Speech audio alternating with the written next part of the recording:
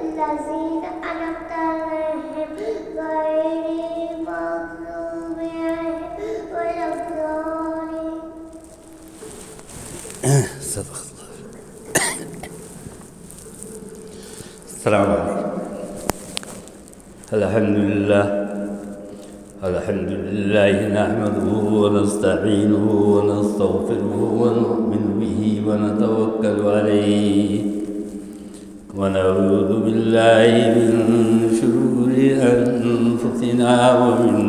سيئات أعمالنا. من يهده الله فلا مضل له ومن يضلل فلا هادي له. ونشهد أن لا إله إلا الله وحده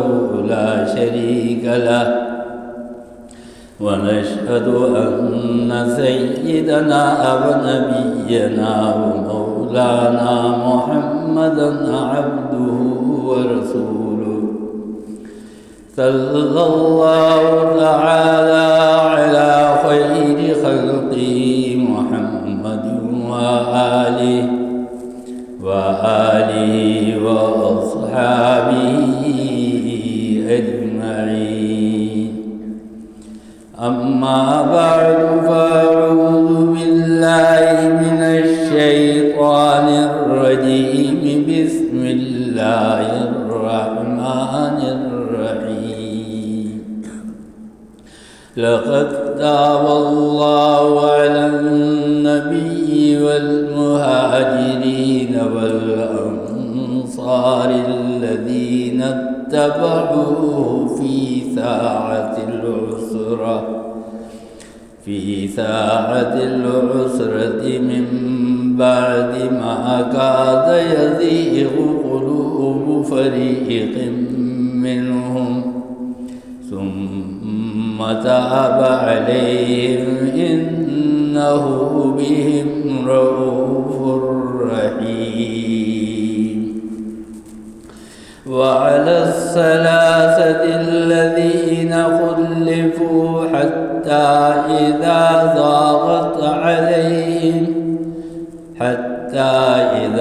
ضاقت عليهم الأرض بما رحبت وضاقت عليهم أنفسهم وظنوا أن لا ملجأ من الله إلا إليه ثم تاب عليهم ليتوبوا إن الله هو التواب الرحيم. صدق الله مولانا العظيم وصدق رسوله النبي الكريم ونحن على ذلك من الشاهدين والشاكرين والحمد لله رب العالمين.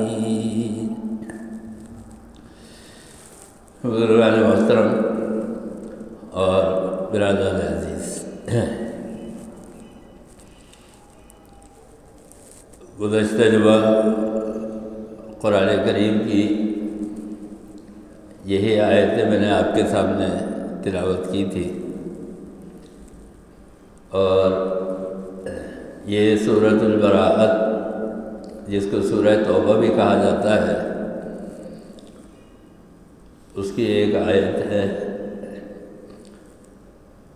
और 9वें सिपारे के अंदर ये सूरत का आगाज़ होता है, इसकी इब्तिदा होती है। गुज़श्ता जुमा मैंने अर्ज़ किया था कि ये बहुत अहम सूरत है अपने वाक़यात के लिहाज से। इसके अंदर बहुत अहम वाक़यात जो है अल्लाह ताला ने ज़िक्र फरमाया है और इसकी अहमियत इसलिए ज़्यादा है कि जब इस्लाम मक्का से मदीना मुंतकिल हुआ اور مسلمان ہجرت کر کے حضور اکرم صلی اللہ علیہ وسلم کے ساتھ مدینے تشریف لے آئے، تو مدینے میں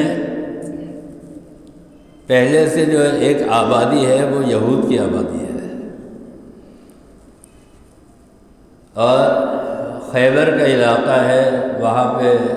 یہودی اکثریت کے اندر رہتے ہیں۔ اور پھر جب اسلام کا غلبہ ہو گیا اور کافروں نے یہ دیکھا کہ اب تو اس کے سوا کوئی چارہ نہیں ہے کہ ہم ان کے ساتھ مل جائیں، اور اگر ہمیں فائدہ اٹھانا ہے، زندگی گزارنی ہے، تو ہمیں ان کے ساتھ مل کے چلنا پڑے گا۔ تو پھر عیسائیوں میں سے بھی اور یہودیوں میں سے بھی لوگوں نے، کافروں نے اسلام قبول کرنا شروع کر دیا، لیکن وہ دراصل دل سے اسلام قبول کرنا نہیں چاہتے تھے،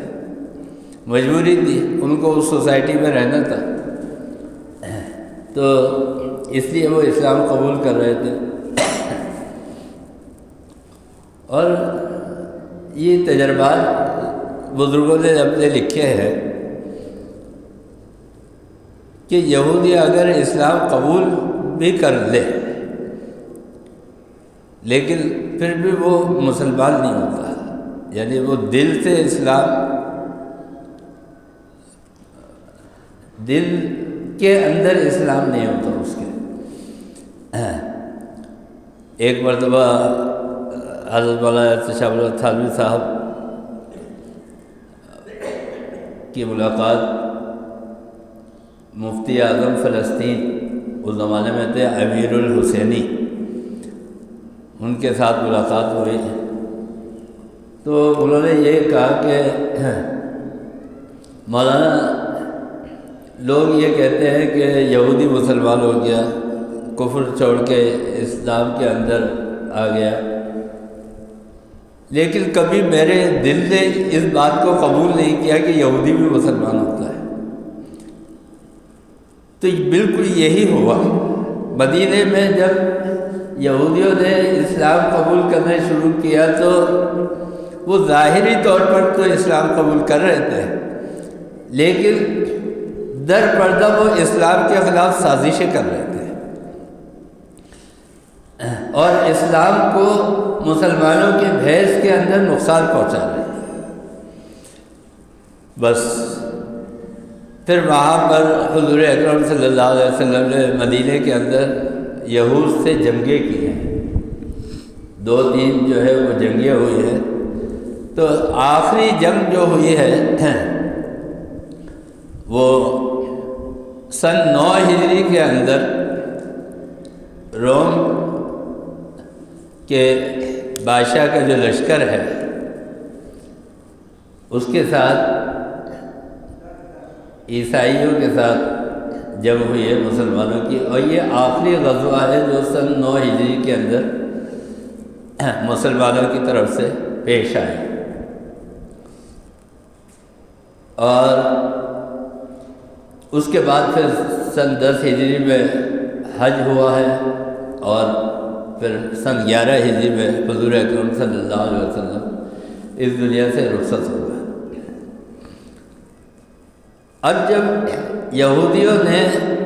یعنی ان منافقوں نے کہ جو یہودی تھے اور مسلمان ہو گئے، انہوں نے جب یہ دیکھا کہ جہاد کا اعلان ہو گیا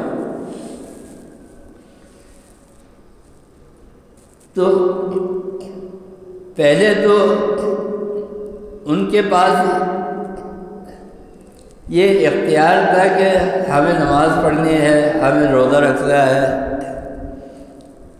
اور زیادہ سے زیادہ ہم حج کر لیں گے، زکوٰۃ دے دیں گے، لیکن اب جہاد کے اندر جاتے ہوئے ان کو موت نظر آ رہی تھی۔ انہوں نے جب یہ دیکھا کہ بھائی جہاد پہ جائیں گے اور وہاں پہ لڑنا بھی ہے، اور پھر اگر مارے گئے تو ختم، ساری کہانی ختم، موت آ گئی تو سب کچھ ختم، تو اب وہ بڑے پریشان ہوئے۔ تو انہوں نے یہ سازش کی کہ جو سادہ لوگ مسلمان تھے ان کے پاس جا کے ان سے کہنے لگے کہ میاں تم کہاں جا رہے ہو، یہ جہاد میں تم جاؤ گے اور اگر وہاں پہ گئے اور قتل کر دیے گئے، وہاں پہ مارے گئے، تو تمہارا تو یہاں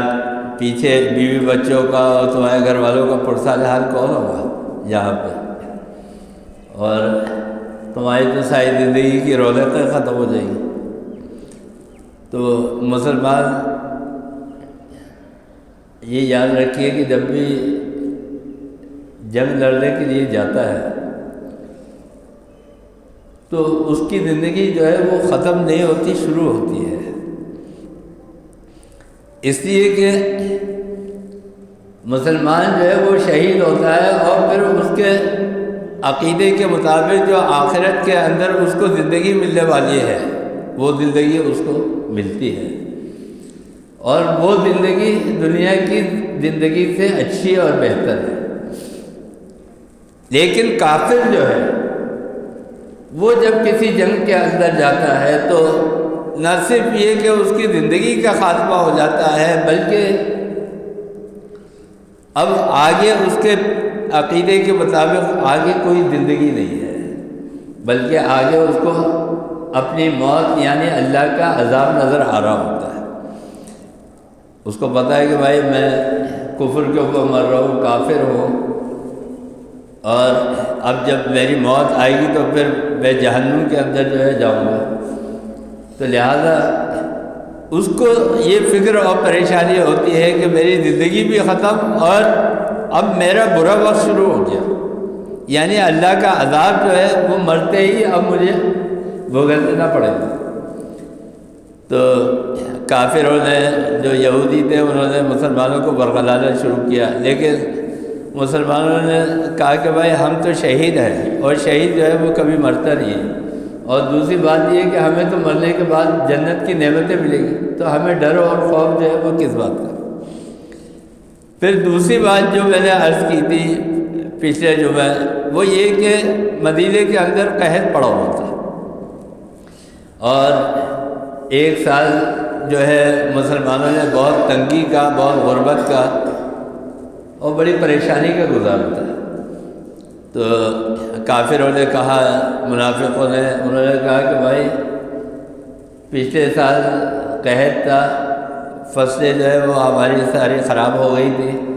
کھانے پینے کو کچھ نہیں تھا، اب اس سال جو ہے وہ فصلیں پکی ہیں،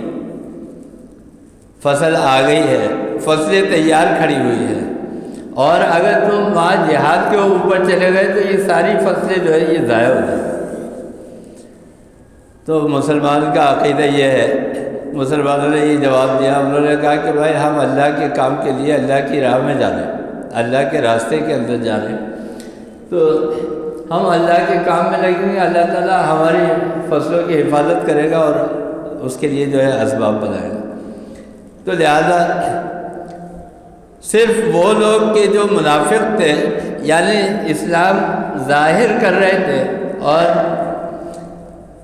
دل سے وہ نہیں چاہتے تھے اسلام کو، وہ لوگ جو ہے وہ رک گئے اور وہ جہاد کے اوپر نہیں گئے۔ لیکن جتنے بھی لوگ اہل ایمان تھے، مومن تھے، انہوں نے حضور اکرم صلی اللہ علیہ وسلم کی دعوت کے اوپر لبیک کہا اور جہاد کے اندر شریک ہو گئے۔ اچھا، میں نے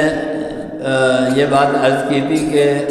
ایک ایک گھوڑے کے اوپر یا ایک ایک جو سواری تھی، اونٹ یا خچر، جس کو بھی جو میسر تھا، اس کے اوپر 10 آدمی باری باری جا رہے تھے۔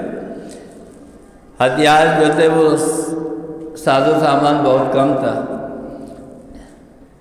یعنی ایک تو غربت بھی تھی اور دوسری معاشی حالت ایسی تھی کہ جس کی وجہ سے مسلمان جنگ کے اندر جا تو رہے ہیں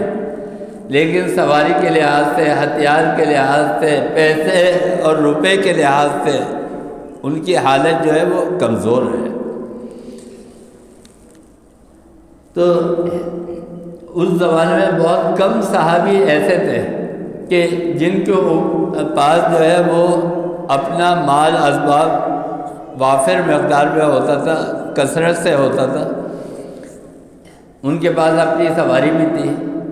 ایسے صحابہ بہت کم تھے کہ جن کے پاس اپنی سواری تھی، اپنے ہتھیار تھے، اسلحہ تھا اور ان کے پاس پیسہ بھی تھا، تو وہ بھی جا رہے تھے۔ اور وہی لوگ جو ہے وہ دراصل مسلمانوں کی مدد کر رہے تھے، یعنی جو دوسرے صحابی تھے کمزور معاشی طور پر، ان کو سپورٹ کر رہے تھے۔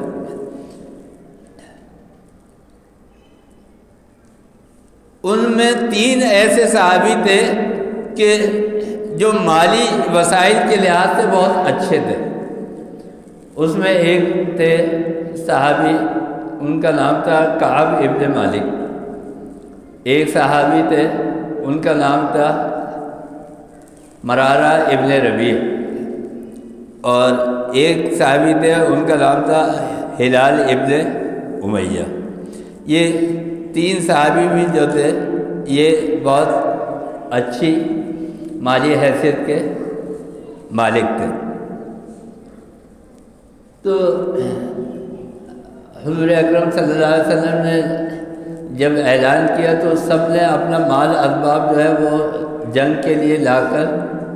اس غزوے میں شریک ہونے کے لیے حضور اکرم صلی اللہ علیہ وسلم کے پاس جمع کرا دیا۔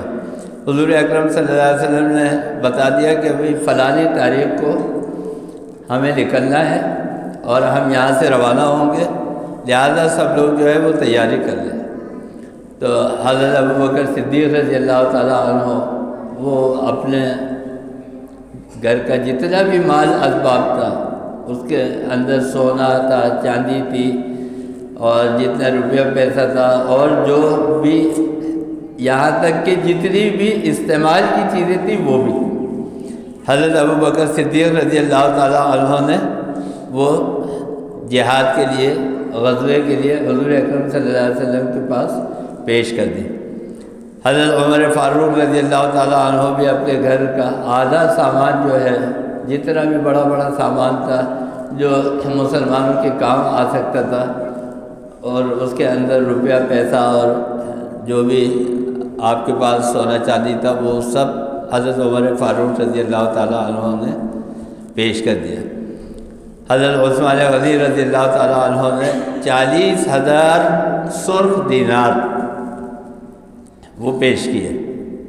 کیونکہ آپ کی مالی حیثیت بہت زیادہ اچھی تھی، اور جو مال و اسباب تھا وہ بھی۔ حضرت علی کرم اللہ وجہہ نے بھی اپنا سارا سامان جو تھا وہ پیش کر دیا۔ اب حضور اکرم صلی اللہ علیہ وسلم نے اعلان کیا، اور اس کے بعد جو تھا وہ قافلہ جو تھا وہ روانہ ہو گیا، اور غالباً رمضان کا مہینہ ہے۔ کعب ابن مالک، ان کا بڑا مشہور واقعہ ہے احادیث کے اندر، اور بڑی تفصیل کے ساتھ اس واقعے کو کعب ابن مالک نے جو ہے غزوہ تبوک کے اس واقعے کو بیان کیا ہے، جو ان کا اپنا واقعہ ہے۔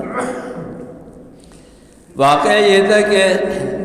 مال و اسباب کی وجہ سے، سواری اور اسلحے کی وجہ سے حضرت کعب ابن مالک رضی اللہ تعالیٰ عنہ کے دل میں یہ خیال پیدا ہوا کہ میرے پاس تو اپنی سواری بھی ہے، اور میرے پاس زیادہ راہ بھی تمام چیزیں جو ہے وہ موجود ہیں، تو بہت لمبا فاصلہ ہے۔ حضور اکرم صلی اللہ علیہ وسلم کا قافلہ جو ہے یہ تو باری باری سواری کرتے ہوئے لوگ آہستہ آہستہ چلیں گے اور تبوک تک پہنچیں گے، ان کو تو لگے گا مہینہ 1.5 مہینہ لگے گا۔ میرے پاس اپنی سواری ہے، بہت تیز سواری ہے، تو میں اپنے آرام سے 2-4 دن بعد نکلوں گا، اور پھر جا کے وہاں تبوک کے اندر قافلے سے حضور اکرم صلی اللہ علیہ وسلم کے مل جاؤں گا۔ ہلال ابن امیہ، انہوں نے بھی یہی سوچا کہ میرے پاس جو ہے ذرائع موجود ہے، لہذا میں بھی جاؤں گا اور جا کے حضور اکرم صلی اللہ علیہ وسلم سے مل لوں گا۔ مرارہ ابن ربیع انہوں نے بھی اپنے سفر کو تھوڑا مؤخر کر دیا حضور اکرم صلی اللہ علیہ وسلم تک پہنچنے کو، لیکن ارادہ ان کا یہ ہے کہ ہم غزوے میں شریک ہوں گے اور وہاں پہ مسلمانوں کی طرف سے لڑیں گے، حضور اکرم صلی اللہ علیہ وسلم کی قیادت کے اندر وہاں جنگ میں حصہ لیں گے، یہ ان کا ارادہ ہے۔ کیونکہ جو صحابی رسول ہے اس کے ساتھ ایسا نہیں ہو سکتا کہ اس کے دل میں کچھ اور ہو اور اس کے زبان کے اوپر کچھ اور ہو، یعنی اس کا ارادہ کچھ اور ہو، اس لیے کہ جتنا بھی دین پہنچایا حضور اکرم صلی اللہ علیہ وسلم نے، جو صحابہ کرام رضوان اللہ تعالیٰ علیہ اجمعین کو سکھایا، جو بتایا، جو پہنچایا، تو وہ سارا کا سارا دین ہمارے پاس آیا ہے صحابہ کرام رضوان اللہ تعالیٰ علیہ اجمعین سے۔ تو لہذا صحابہ کرام رضوان اللہ تعالیٰ علیہ اجمعین جو ہے وہ پوری دیانتداری کے ساتھ اور ایمانداری کے ساتھ دین آگے تک پہنچا رہے ہیں۔ تو لہذا ارادہ ان کا یہ تھا تینوں صحابی کا کہ ہم جو ہے غزوے کے اندر شریک ہوں گے۔ اب حضور اکرم صلی اللہ علیہ وسلم کا قافلہ جو تھا وہ روانہ ہو گیا، یہ تینوں صحابی ابھی مدینے کے اندر موجود ہے، اور کوئی آدمی وہاں پر سوائے ان منافقین کے کہ جو منافقین اسلام کو لائے تھے لیکن کوئی نہ کوئی بہانے کی وجہ سے اور کوئی نہ کوئی عذر کر کے کہ ہم بیمار ہیں یا ہمیں یہ پریشانی ہے یا گھر والوں کی دیکھ بھال کے لیے کوئی نہیں ہے، مختلف عذر کر کے جو ٹھہر گئے تھے، ان کے علاوہ اور کوئی مومن اور مسلمان وہاں مدینے کے اندر نظر نہیں آ رہا تھا، بس صرف خواتین اور بچے تھے۔ اور یہ بات میں نے کئی دفعہ عرض کی ہے کہ مسلمان کی قوم کے اندر یہ جہاد اتنا ضروری ہے۔ اب آپ دیکھیے، میں ایک مثال کے طور پر کہہ رہا ہوں، ہمارا ایک پڑوسی ملک ہے، ایک پڑوسی ملک ہے، اسلامی ملک ہے ظاہر ہے، تو وہ کیا ہے، جب بھی کوئی کفر کی طاقت آتی ہے اس کے ساتھ وہ لڑنے مرنے کے لیے تیار ہو جاتا ہے، لڑتا ہے مرتا ہے۔ اس کے دو فائدے ہوتے ہیں، ایک تو یہ کہ زمین کے اوپر جو فساد کرنے والے لوگ ہیں، جو فتنہ پھیلانے والے لوگ ہیں، جس طرح ابھی آپ دنیا کے اندر دیکھ رہے ہیں کہ ایک فساد پھیلا ہوا ہے، ساری دنیا کے اندر جو ہے فتنہ پھیلا ہوا ہے، جو طاقتور ہے وہ کمزور کو مار رہا ہے، جو ظالم ہے وہ مظلوم کے اوپر ظلم کر رہا ہے۔ یہ کیا ہے؟ یہ اس لیے ہوتا ہے کہ جب اس کے برابر کا اور اس کی ٹکر کا کوئی نہیں ہوتا، اس کے سامنے کوئی لڑنے والا نہیں ہوتا ہے، تو پھر اس کے لیے کھلا میدان ہوتا ہے، وہ سوچتا ہے میں جو چاہے کروں، میں سپر پاور ہوں، طاقتور ہوں، میں جو چاہے کروں۔ تو مسلمان کے لیے جہاد اس لیے بھی ضروری ہے کہ جب کہیں پر فساد ہو رہا ہو، کہیں پہ برائی ہو رہی ہو، کہیں مظلوموں کے اوپر ظلم ہو رہا ہو۔ ابھی میں ایک جلسے میں گیا تھا پچھلے جمعہ، تو میں وہاں پہ یہ فلسطین کے اوپر جو ہے وہ بات چیت ہو رہی تھی، تو وہاں یہ بہت سارے جو اکابر تھے اور علماء تھے، انہوں نے یہ مسئلہ اٹھایا کہ اس وقت مسلم ممالک جو ہے فلسطین کا کھل کے کیوں ساتھ نہیں دے رہے، یعنی اگر 58 ممالک ہے اور یہ سب ایک ساتھ ہو جائے تو پھر کسی کی کیا مجال ہے یورپ کی کہ وہ جو ہے وہ فلسطین کو دبا دے۔ فلسطین جو ہے یہ انبیاء کی سرزمین ہے، مسلمانوں کی سرزمین ہے، اس کے اوپر مسلمان پٹ رہے ہیں، مسلمان کمزور ہے، مسلمان مغلوب ہے، کیوں ہے؟ اس لیے کہ دوسرے مسلمان جو ہے وہ سپورٹ نہیں کر رہے۔ تو وہاں لوگوں نے یہ مسئلہ اٹھایا کہ یہ آخر ہمارے دوسرے مسلمان جو ہے یہ مسلم ممالک کے ساتھ کیوں نہیں دے رہے؟ تو یہ پہلے بھی ہوتا رہا ہے، یہ اس دفعہ نہیں ہو رہا۔ جب امام حسین رضی اللہ تعالیٰ عنہ نکلے تھے حق کا بول بالا کرنے کے لیے، تو اس وقت جو تھا یزید کے مقابلے کے اوپر وہ اکیلے لڑ رہے تھے، اور اس وقت جو ہے بہت سارے بہت سارے لوگ وہ تھے کہ جو حضرت امام حسین رضی اللہ تعالیٰ عنہ کے ساتھ نہیں تھے. تو آج بھی یہ سوال اٹھتا ہے کہ بھائی اس وقت مسلمانوں نے اور لوگوں نے اسلام کے لیے حضرت امام حسین رضی اللہ تعالیٰ عنہ کا ساتھ کیوں نہیں دیا؟ تو وہ اسی لیے نہیں دیا جس طرح آج ہم نہیں دے رہے، فلسطین کا ساتھ نہیں دے رہے. تو میں یہ کہہ رہا تھا کہ جب آپ جہاد کو ترک کر دیں گے اور جب آپ جہاد کو چھوڑ دیں گے، یعنی اسلام سے اگر آپ نے جہاد کو عملاً نکال دیا، آپ نے اس کے اوپر عمل نہیں کیا، تو پھر جو طاقتور ہے وہ ظلم کرے گا. بس آج بھی یہی ہو رہا ہے اور ہمیشہ تاریخ کے اندر جو ہے یہی ہوتا رہا ہے. تو اسی لیے حضور اکرم صلی اللہ علیہ وسلم نے مدینے کے اندر جو 10 سال گزارے ہیں، وہ 10 سال آپ نے چین سے نہیں بیٹھے ہیں آپ صلی اللہ علیہ وسلم. کبھی ایک غزوہ، کبھی دوسرا غزوہ، کبھی ایک جنگ، کبھی دوسری جنگ. ایک جنگ آتے تھے، ابھی آپ کو موقع نہیں ملا، آرام کا موقع نہیں ملا کہ تھوڑے عرصے کے اندر پھر دوسری جنگ شروع ہو گئی. تو میں یہ بتا رہا تھا کہ یہ جنگ جو ہے، یہ غزوہ اس کی اس لیے اہمیت ہوتی ہے اور مسلمان اس سے بھاگ نہیں سکتا. تو تمام صحابہ جو ہوتے اس کے اندر شریک تھے. تو صحابی سے جو ہے کبھی بھی غلطی نہیں ہو سکتی. صحابی سے دیانت کے اندر، امانت کے اندر خیانت نہیں ہو سکتی.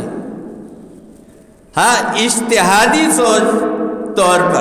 اجتہادی طور کے اوپر اس کی سوچ اور فکر کے اندر اختلاف ہو سکتا ہے. یعنی حضرت معاویہ رضی اللہ تعالیٰ عنہ یہ بھی صحابی ہے، کاتب وحی ہیں. حضرت امام رضی اللہ حسین رضی اللہ تعالیٰ عنہ جو ہے وہ بھی صحابی ہے. لیکن دونوں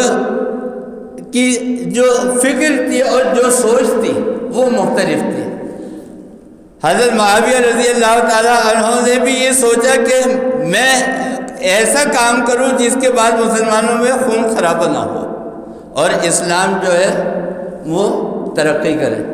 اور حضرت امام حسین رضی اللہ تعالیٰ عنہ نے بھی یہ سوچا کہ میں اسلام کے لیے کام کروں لیکن اسلام کو اپنی اصلی شکل کے اوپر باقی رکھوں. تو فکری طور پر دو صحابیوں کی سوچ کے اندر بھی اختلاف ہوتا. تو اسی لیے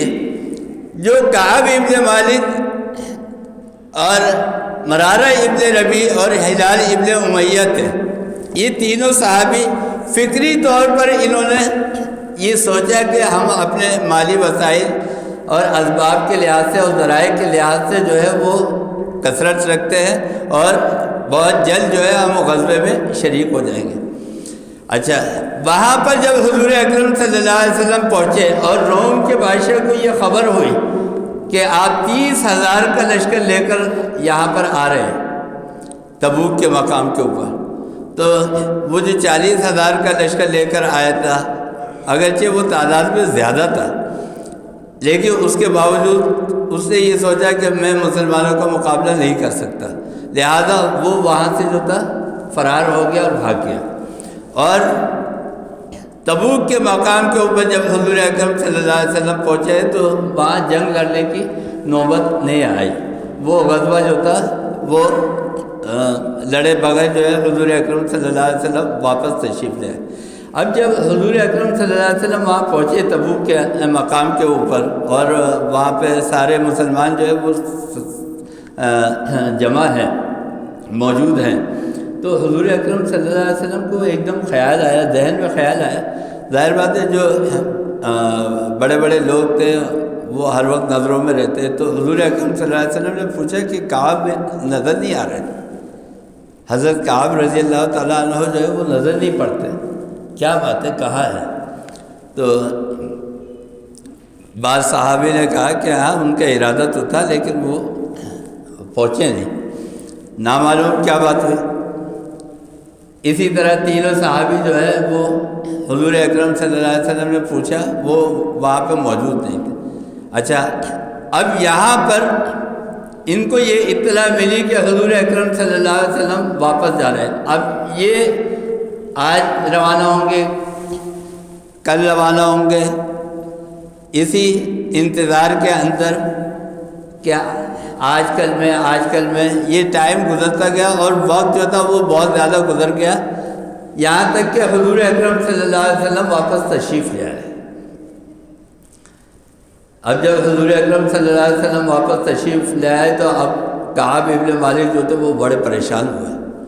انہوں نے بولا کہ حضور اکرم صلی اللہ علیہ وسلم، اچھا حضور اکرم صلی اللہ علیہ وسلم کا طریقہ یہ تھا کہ آپ صلی اللہ علیہ وسلم جب واپس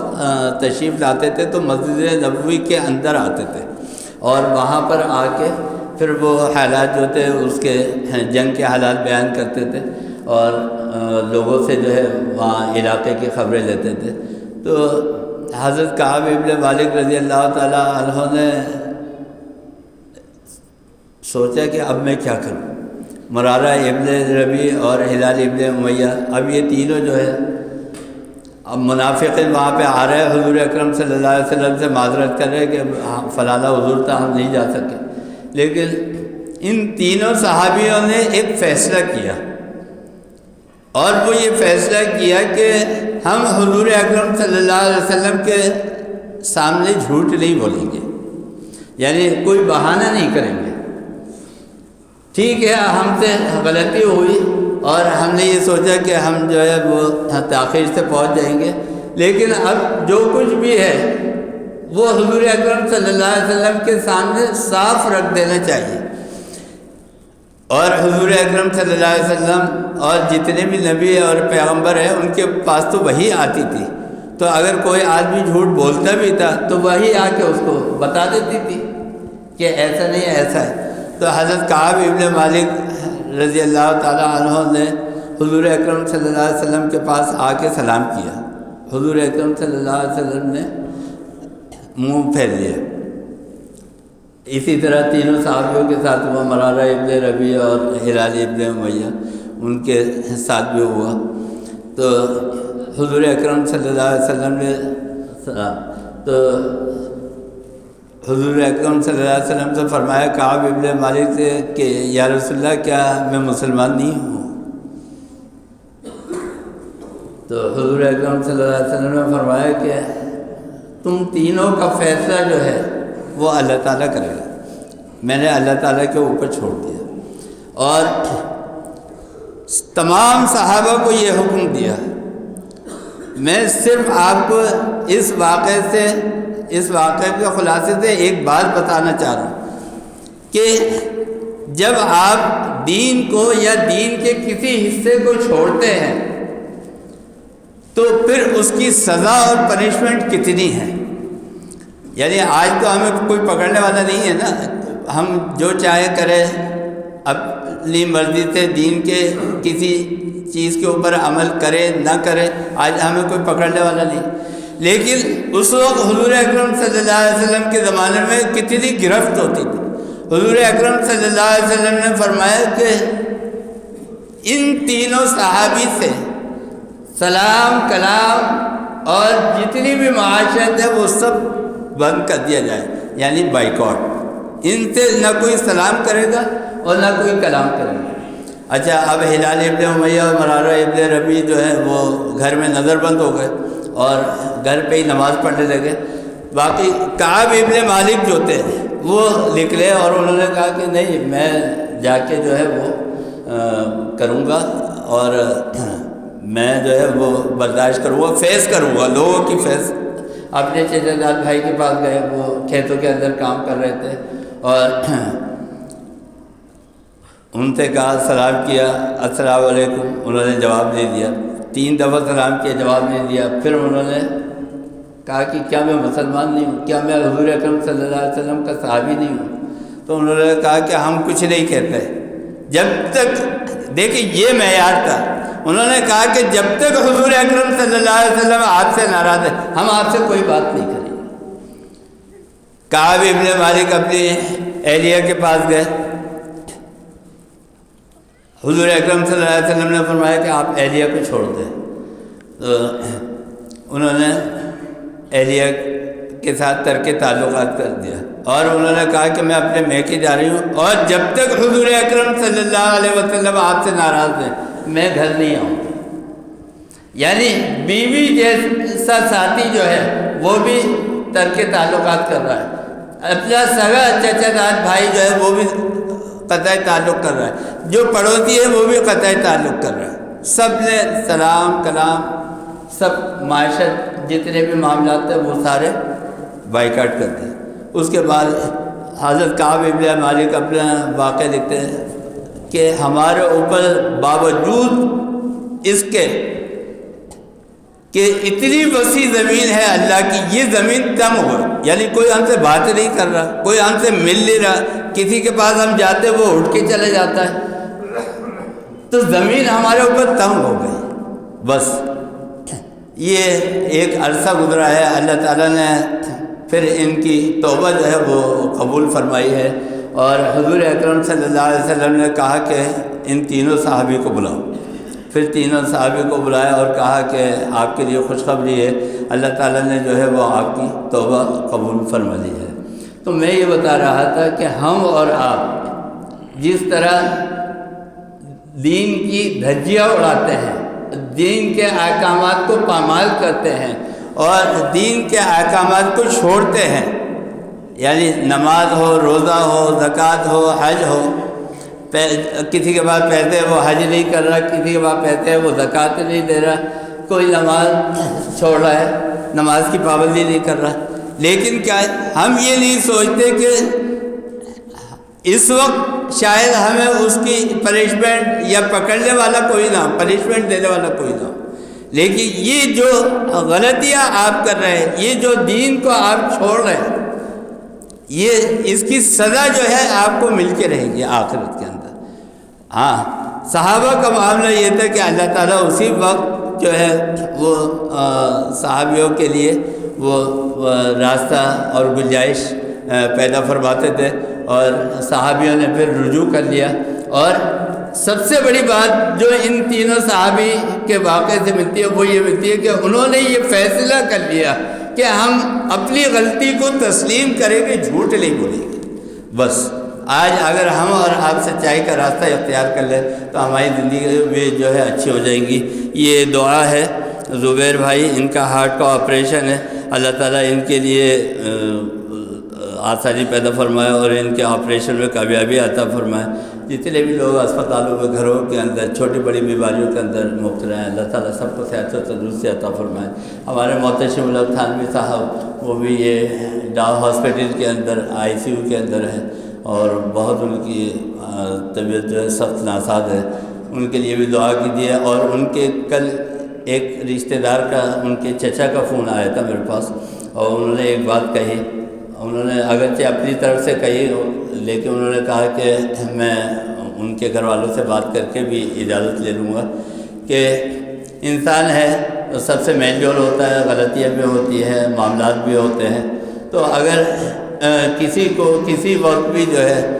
محتشم بھائی کی کوئی بات ناگوار گزری ہو یا ان کے ساتھ ان کا معاملہ جو ہے وہ کوئی ایسا پیش آیا ہو کہ جو ناپسندیدہ ہو، تو اس کو اپنے دل میں نہ رکھے، اس کو صاف کر لے، کیونکہ مسلمان کے ساتھ دنیا میں بھی جو ہے وہ صاف دل کے ساتھ رہے اور آخرت میں بھی جو ہے وہ صاف دل کے ساتھ ملاقات کرے۔ اس کا فائدہ یہ ہوگا کہ انشاءاللہ آپ لوگ پھر دل سے دعا کریں گے، اور اللہ تعالیٰ